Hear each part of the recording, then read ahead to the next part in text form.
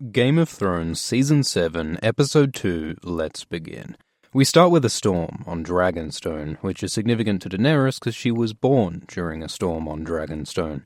After her father King Aerys was overthrown by Robert, she and her brother Viserys fled Dragonstone and went east. Now, some 16 years later, she returns to reclaim her throne. Dany questions Varys and points out that he served both King Aerys and King Robert, and he plotted against both of them. Varys also backed Viserys until he turned out to be useless, and under orders from Robert, Varys once sent an assassin to kill Dany, though he also warned Jorah so that he could protect her. Point is, Varys betrayed all of these people, so how can Daenerys trust him? Varys says he grew up as an orphan and a slave, and he'll support whoever protects the people. So long as Dany is a good ruler, he'll be loyal, because he serves the realm. When he says this in the books, it's probably a lie. Varys has complex motivations relating to Illyrio and family. Go watch this video. But in the show, this seems to be the simple truth. Varys really just believes that Daenerys could be a great ruler. But there's still some tension here, because Dany threatens to burn Varys if he turns on her, which is exactly the sort of thing that the Mad King did. Will Dany protect the people, or will she be more like her father? Dany then gets a visit from Melisandre. Like Varys, Mel was once a slave, and like Varys, she's served other leaders before. She was with Stannis, then with Jon. Mel warns Dany of the long night, of the darkness brought by the White Walkers, and she speaks of the prince that was promised, or Azor Ahai, a hero prophesied to save the world from this darkness. Missandei points out that this prophecy could refer to a man or a woman, and Mel suggests it might mean both, that Dany and Jon Snow could each have a role, fire and ice combined to save the world from the night. There are a lot of different ideas in the books about how this might go down. According to one story, the original Azor Ahai sacrificed his wife to forge a sword to beat the Walkers. Will Jon have to kill Dany to save the world? Tyrion vouches for Jon. They got along back in Season 1, so Dany decides to try to ally with Jon. At Winterfell, Jon and Sansa and Davos talk over Dany's invitation. Jon does like Tyrion, and so does Sansa. She was once married to him, remember. Davos points out that they need Dany's dragonfire to kill the army of the dead, and Jon learns from Sam of the dragonglass at Dragonstone, which they need to kill the White Walkers, and so Jon tells the North that he'll meet the Dragon Queen. A lot of his lords don't like the idea. They don't trust Dany. They remember how her father, the Mad King, killed Jon's grandfather and uncle, but Jon says that they need Dany's support and that he's the best man to go meet her. While he's gone, Sansa will rule the North. Jon heads down to the crypt to visit the tomb of the man who he thinks is his father, Ned Stark. Littlefinger slithers in and does his creepy Peter thing, prodding at Jon's insecurities, talking about how Catelyn never loved him. He mentions Cat, Ned, Tyrion, Sansa, all people who Peter has screwed over one way or another. By the time Littlefinger talks about how much he loves Sansa, Jon has had enough and chokes Peter against a wall, just like Ned did in Season 1. Why does Peter keep on provoking Starks into choking him? Is this like his thing, or what? Jon warns Pete not to fuck with him and storms off, leaving us wondering, what's Peter's plan here? Some speculate that he might try to turn Sansa against Jon by revealing the truth of Jon's parentage, that he's not the son of Ned Stark, but is actually the son of Lyanna Stark and Rhaegar Targaryen. Should a Targaryen bastard be allowed to rule the North? There's no evidence that Peter knows about this, though, so he might need a different strategy. For Sansa, this will be her first big political test. She's never ruled a kingdom before. Will she rise to the challenge, or be swayed by Littlefinger? At the capital, Cersei meets with some lords and speaks some classic political spin to make her look like a good leader and Daenerys look like the enemy. She says Dany brings foreign, unsullied soldiers and rapist Dothraki, bad hombres who will burn and pillage Westeros. Which may well be true. We've seen Dothraki at war before, and it's not pretty. Cersei reminds the lords that Dany is the Mad King's daughter, and that she killed and tortured people in Meereen, which again is true. Just like a modern politician, Cersei uses fear to win her subjects' support. But the most important lord here is Randyll Tarly, father of Sam and Dickon. Randyll is a powerful military leader in the Reach. He's sworn to Olenna Tyrell, who supports Daenerys, but Jaime suggests that if Randyll helps Cersei instead, they'll give Randyll rule of the Reach. And this has some basis in the books. The Tyrells were originally stewards, and the only reason they now rule the Reach is because they just sort of happened to be in the right place, right time to hand Highgarden to Aegon the Conqueror. The other houses of the Reach always thought that was kind of bullshit, and there are hints that some hope to overthrow the Tyrells. So it does make sense that Randyll might change sides for Cersei. But as Randyll points out, Cersei faces the same problem that the Reach faced with Aegon centuries ago. How do you beat 3 giant fire-breathing dragons? Qyburn says he has a solution. They go to the basement where the old Targaryen dragon skulls are kept, including the skull of Balerion, a famous massive dragon ridden by Aegon during his conquest. Qyburn unveils a sort of ballista, which punches a hole in the priceless historical artifact. Dragons have been killed by this kind of weapon in Thrones before, so it definitely poses a danger to Dany's dragons. Also, it is kind of funny seeing Cersei with a big crossbow since her son Joffrey also liked those kinds of weapons. This week on Embarrassing Bodies, Archmaester Eberus tells Jorah Mormont that he's gonna die. The grayscale infection has spread too far, and he'll soon lose his mind and become a stone man to join the others in Valyria, unless he chooses instead to commit suicide. Sam wants to save Jorah, and points out that Shireen Baratheon was cured of grayscale, but Eberus says that only children can survive it like that. Some fans theorize that since Dragonglass is mentioned as a cure for grayscale in this book last episode, and Shireen lived on Dragonstone, which is built on a mountain of dragonglass, maybe, somehow, that's what saved Shireen, like in South Park when Magic Johnson survives AIDS by sleeping on cash. One way or another, Sam is determined to help Jorah, partly because he's the son of Jeor Mormont, who was Lord Commander to Sam in the Night's Watch. So that night, Sam sneaks to Jorah's chamber to heal him.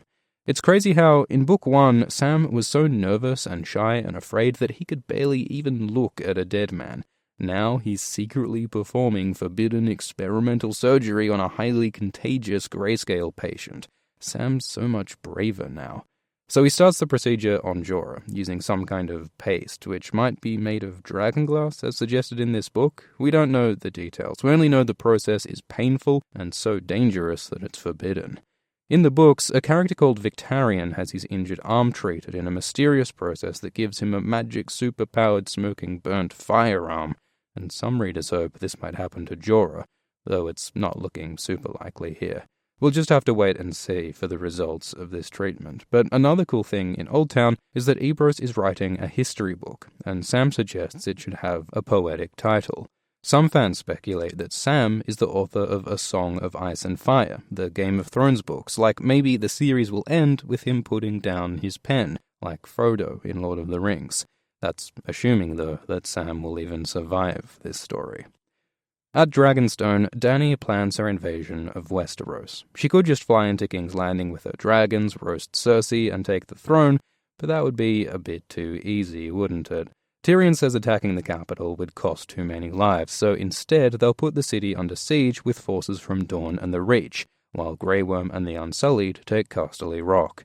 It's questionable whether this plan makes any sense, because you probably could take King's Landing without much loss of life if you just flew to the Red Keep and didn't start any fires, while besieging the city will starve people and hurt the common folk, which is exactly what Tyrion hopes to avoid. The geography's also weird, because Dany must have passed Dorne on her way up to Dragonstone. Now she's sending her fleet back down to Dorne, then north again to pick up soldiers. Geography has kinda gone out the window since the show passed the books, but they're just trying to keep things dramatic. It would be boring if Dany just won this war instantly. You've got to show her fighting and give her a chance to lose. There's also drama amongst Dany's war council, because Ellaria killed Tyrion's niece Myrcella. And also, though Tyrion doesn't know it, Olenna helped frame Tyrion for Joffrey's murder. Maybe that'll come up later. There's also an intimate scene with Grey Worm and Missandei, which some people felt was pointless, but there is some meaning here. Grey Worm and Missandei were both slaves. Their bodies were property, tools for violence and obedience, but here they defy their former masters by instead using their bodies for love, which is kind of beautiful. We see Arya bump into Hot Pie, who was her companion for a while until he came to this inn. While everyone else has been out fighting and dying, Hot Pie has been baking and surviving. He asks Arya what happened to her, and she doesn't answer. How could she? Since they last met, Arya rode with the Hound, murdered some people, joined a death cult, murdered more people, went blind, got stabbed, lost a friend, slayed some Freys, and met Ed Sheeran. How could she begin to explain all of this trauma, all of the things that she's done? As well as providing Pie, Hot Pie gives Arya some information. He mentions that everyone knows that Cersei blew up the Sept at King's Landing, so it's kinda hard to see how people are so cool with her after she killed all of these people. Hot Pie also says that the Starks have retaken Winterfell, and that Jon is king, so Arya decides not to kill Cersei, but instead to reunite with her family, that human connection is more important to her than killing. Arya was especially close to Jon growing up, and they miss each other a lot throughout the series. There have been hints in the books they'd reunite, but it might not happen this time, because just as Arya's heading for Winterfell, Jon's leaving for Dragonstone. But as Arya rides north, she has a different reunion with her direwolf, Nymeria. Arya and Nymeria were close in Season 1, but they had to split up after Nymeria saved Arya from Joffrey. In the books, Arya stays magically connected to Nymeria over distance, having wolf dreams where she controls Nim's body in her sleep. Nymeria grows into a monstrous she-wolf, leading a great pack of man-eating wolves across the Riverlands. Series author George Martin has hinted that the pack might be part of the story later on. In the show, though, this scene has the tone of a farewell. Arya asks Nym to come with her to Winterfell, but she doesn't, and Arya says, "That's not you."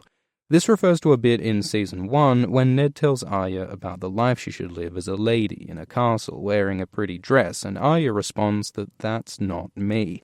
Arya's fierce and independent. She won't live the domestic life. And now Nymeria's the same. She's a wild wolf, strong and free, and she won't go home to be a pet again. Nymeria's experiences have changed her, just like Arya's experiences have changed her. And maybe, like Nymeria, Arya will struggle to come home, to reconnect to the people she had known. In Dany's fleet, the Sand Snakes argue like a bunch of psychopaths over who gets to kill the Lannisters and the Mountain. The Snakes want revenge for their father Oberyn and for their aunt Elia, who were both killed by the Mountain under Lannister orders. Meanwhile, Ellaria hits on Yara, making Theon uncomfortable, when suddenly Uncle Euron pays a visit. His Ironborn are in their element here, attacking at sea by night, and Euron himself goes into beast mode, fighting ferociously. We've never seen Euron fight in the books. He tends to use words and magic to harm people. Show Euron seems a bit like his brother Victarion, the guy with the smoking arm, who is known to be handy with an axe. So yeah, Euron wins this battle and kills Abara and Nymeria. Abara's impaled on her own spear, and Nymeria hanged from her own whip, which symbolically is pretty appropriate. The Sand Snakes caused their own downfall. Their obsession with killing to avenge their family led them to kill their own family. Abara kills cousin Trystane, Ellaria kills Doran, and now Abara and Nym are dead too, consumed in their quest for vengeance. But the great drama of this battle is with the Greyjoy family. Euron captures his niece Yara and taunts Theon to come save her. Yara has risked her life to save Theon before. Shouldn't Theon do the same?